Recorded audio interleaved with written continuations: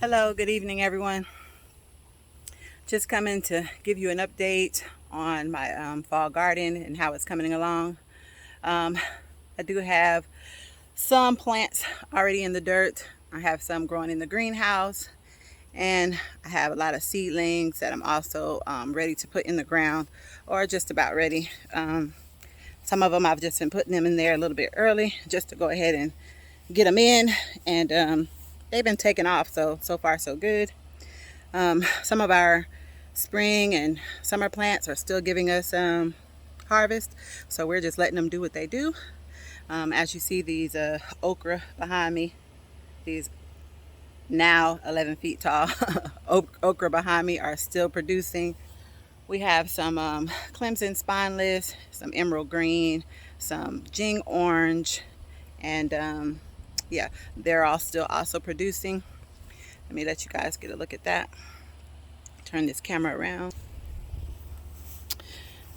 Okay, yeah, this is some of the emerald green, and as you see, look at these long skinny pods that they put out.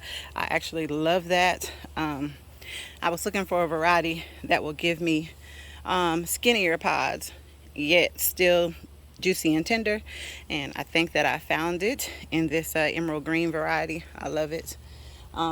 This Jing orange, like I said, is still producing.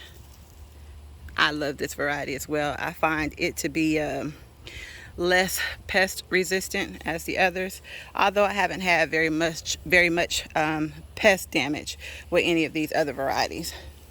But yeah, this here is the Clemson Spineless. Oh no, it ain't. That's another emerald green. I'm sorry. This is the Clemson Spineless. That's intertwined with this one, and as you see, it gives you a little thicker pod, but still very delicious. Here is the jambalaya, and I love the jambalaya as well, because even when your pods get kind of big like this one, and let me see, that one there, they are still very green and tender, and they don't get woody like some of the other varieties. So I like that. So yeah, jambalaya, emerald green, Jing orange, and now the motherland okra are some of my favorite. So I think I would keep those in my garden every year. So far I have this bed right here prepared. Well, actually prepared and planted. That side of the bed over there I planted a little earlier, so as you see, I already have growth there, and it's actually doing remarkably well. I have some curly kale at the front, some broccoli, some Brussels sprouts, and some Morris heading cabbage greens. That made me laugh when I heard Miss Andell from Andell Homestead the other day said that they had cabbage greens. They don't know what is what. Well, yeah, that happens here all the time, because I'm always dropping some type of greens, and sometimes I don't even know if they're cabbages or they're greens or whatever, but they're greens nonetheless, and we enjoy them the same. So, yeah. So that's that. They're doing well.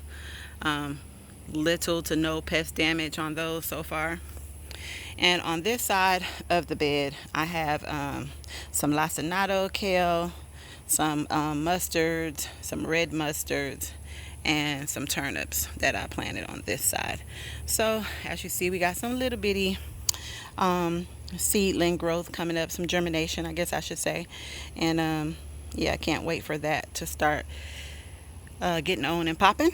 I'm sure they will do well as well, because we have some rich soil right here. And this is the pepper bed that is still booming and growing. We have all kinds of peppers, mixtures of peppers growing in here, and they are still doing exceptionally well. As you see, we have some banana peppers there. We have some Anaheim peppers growing here. More Anaheims. Yeah, they're just everywhere. And We have some jalapenos still growing. Jalapenos, more jalapenos, and more jalapenos. Okay, we have cow horn peppers, like I said, which is my husband's favorite, and we only have 2 of those plants of the cow horn peppers, but they are growing. And then we have an abundance of these serrano peppers, or I'm sorry, cayenne peppers.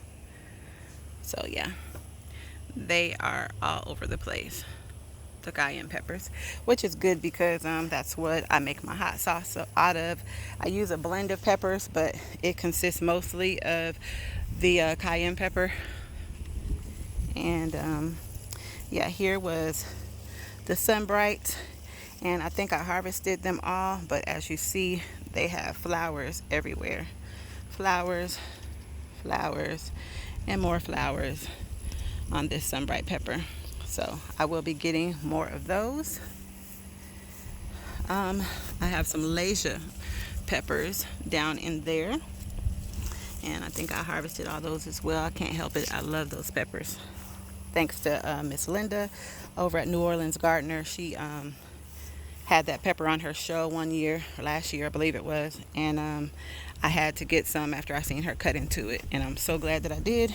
So thank you, Miss Linda, for sharing that. The Lacinato pepper, Leysa. If you have not tried that, you need to. And these are still some of the Lunchbox orange peppers here. We have some shishitos still growing, still putting out. I think we have a couple of plants of those, and they're still doing well. So yeah, this is another bell pepper. I believe this one is the orange or yellow.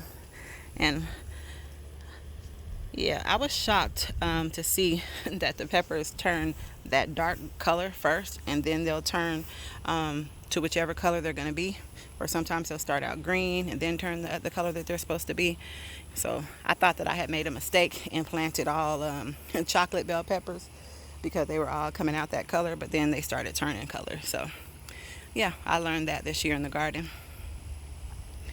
So that's what we got going on in the peppers. I have some onions growing, and I still have some tomatoes growing over here.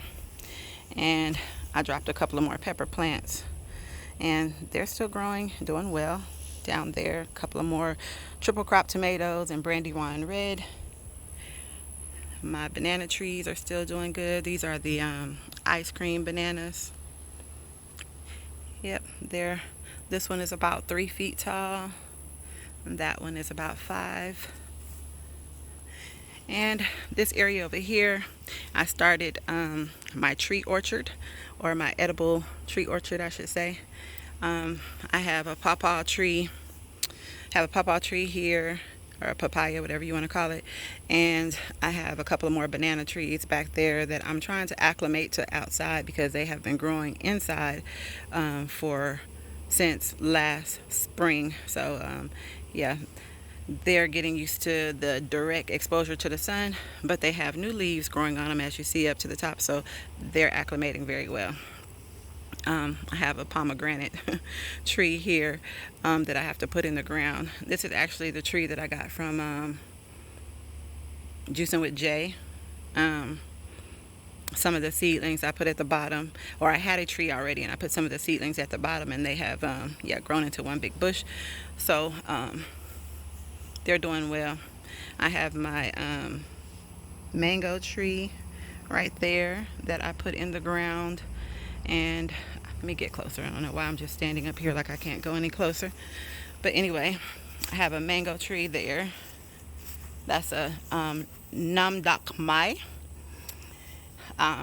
Here is my little sweet Hamlin orange tree, and here is my Meyer lemon tree, and it has quite a few lemons on it, but they are still green.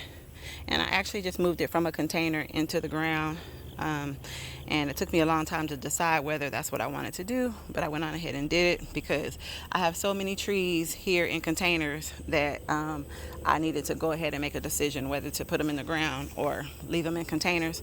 I do have a greenhouse, but of course I'm not going to be able to fit all of them into the greenhouse when it comes winter, so I went on ahead and put them in the ground. I mean, they're going to have to get acclimated to this area soon enough anyway, and if I need to cover them in the wintertime, they're still small enough this year that I will be able to just come out here and cover them like I did my bananas trees last year. So that's what it's starting to look like. Don't mind this tarp here. I had that here trying to kill the weeds in this area, and it did a great job for the most part. So that's what that's starting to look like. I can see it. Can you guys see it? This is going to be my tree orchard area. Yeah, I can see it. I can see it. Yep. So that's one side of this area. And then this is my garden space that I usually garden in, you know, down that way in my greenhouse. And then over there is another line of trees. Let me get around my pool so you guys can see.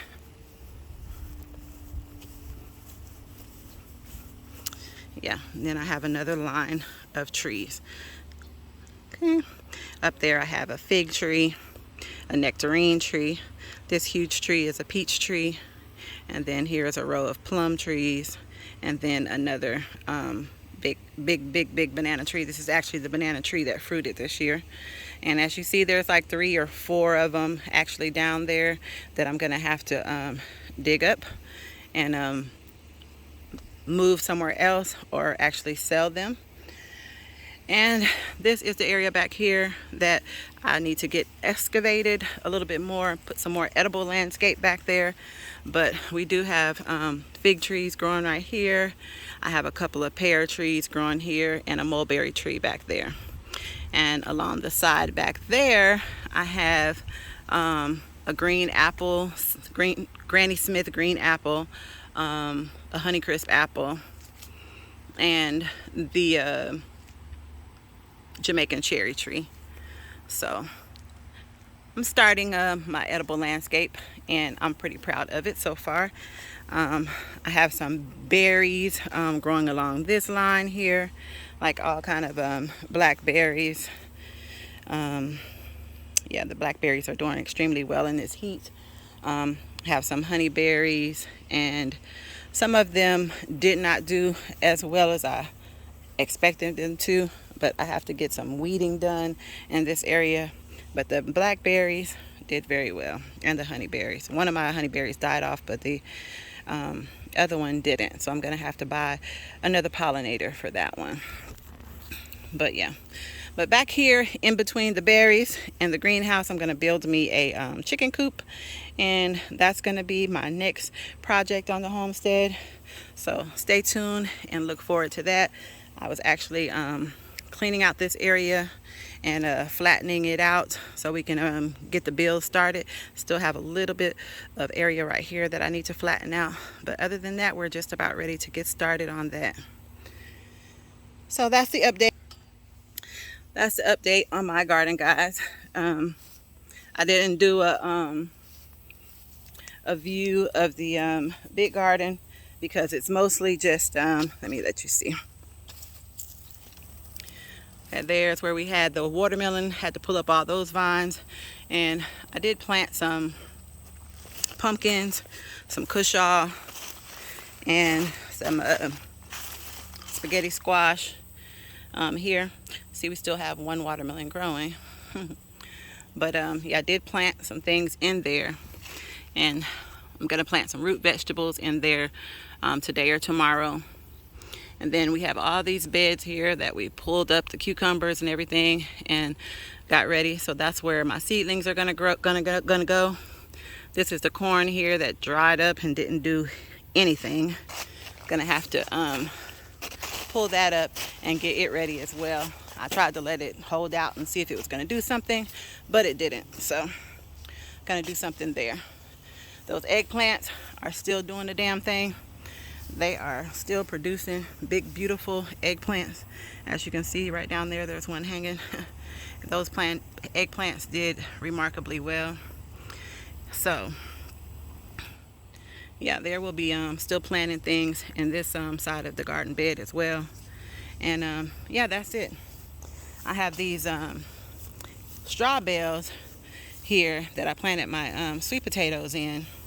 And I hate this shadow. Let me come on this side and see if I can do it this way. Okay. This is the straw bales that I planted the sweet potatoes in. And as you see, the straw bales have broken down to just about nothing. And the sweet potatoes are still growing inside. I was trying to let them hang out another month or so, but the vines have already flowered and died back a couple of times. So, and some of the sweet potatoes are starting to peek out, and I don't want the sun to get to them and cause any green potatoes. So I'm going to be harvesting those here in the next couple of days as well. So now that's the update for the garden up here on the Spoonin' with Sunshine homestead.